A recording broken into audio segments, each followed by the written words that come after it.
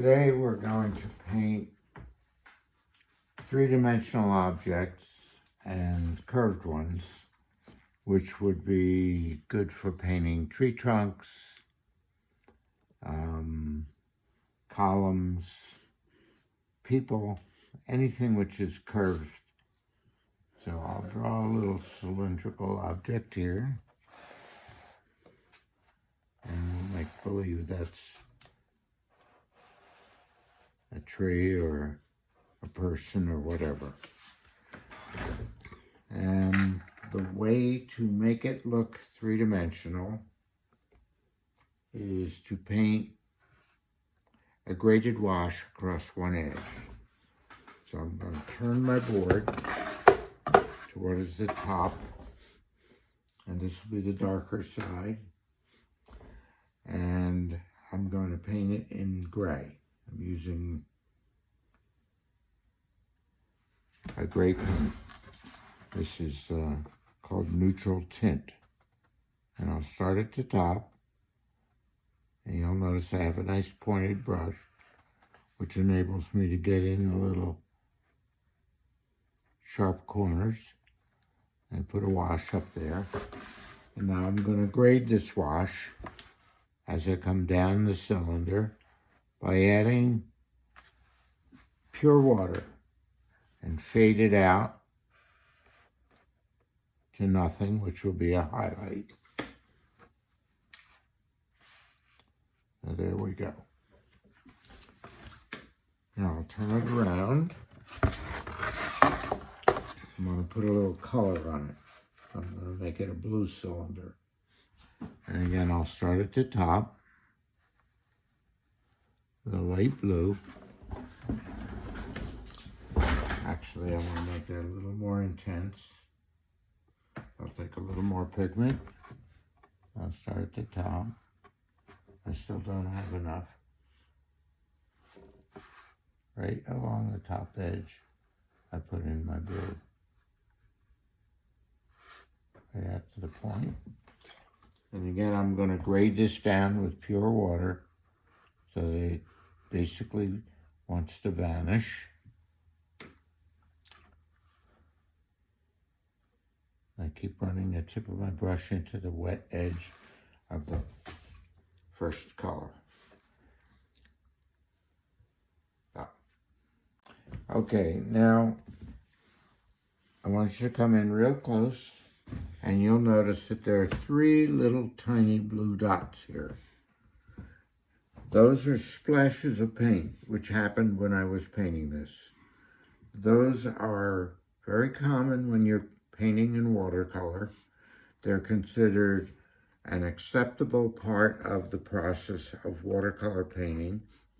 In fact, I like them very much because they're spontaneous. I'm going to leave them alone, and it just shows that I was using my brush freely. Now we're going to talk about grays a little bit, and we're going to mix some grays instead of using the gray out of a tube of paint. So I'm going to take two colors and mix them together.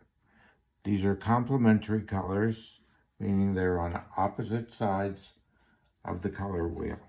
In this case, I'm going to take some ultramarine blue out of my well, and that's a nice little puddle of ultramarine blue. I wash my brush clean of that color, and now I'm going to take burnt umber,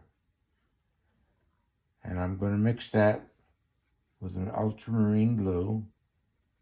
Now the resulting pool paint is still very brown, so that means I've got a lot of the burnt umber, and I need a little bit more of the blue.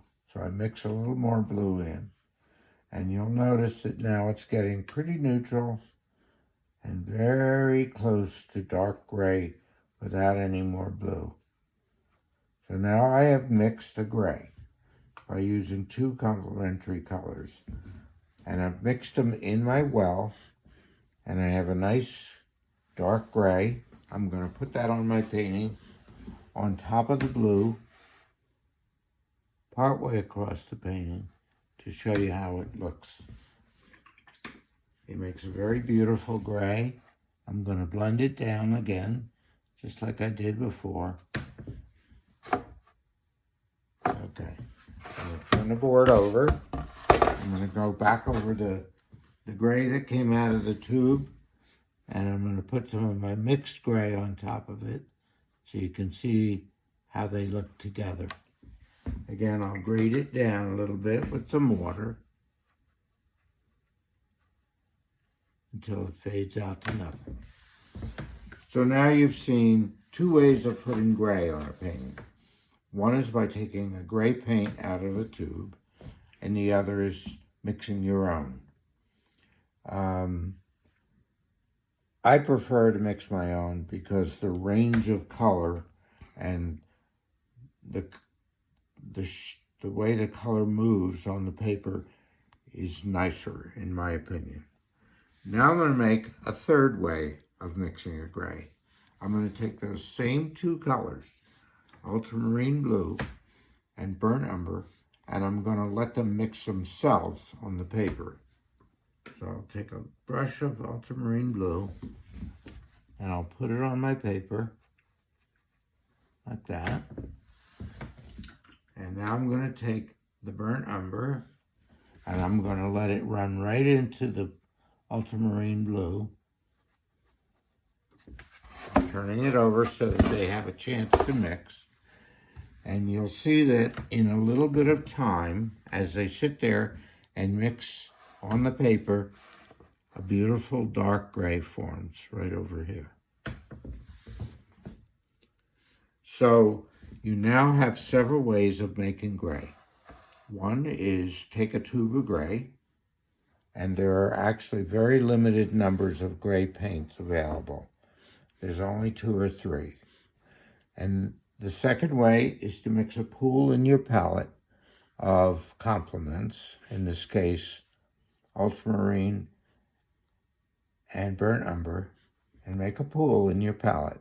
And the third way is to take those two paints, the ultramarine and the burnt umber, and let them mix and mingle on the paper. And what you get is a changing range of colors in the grays. Okay, and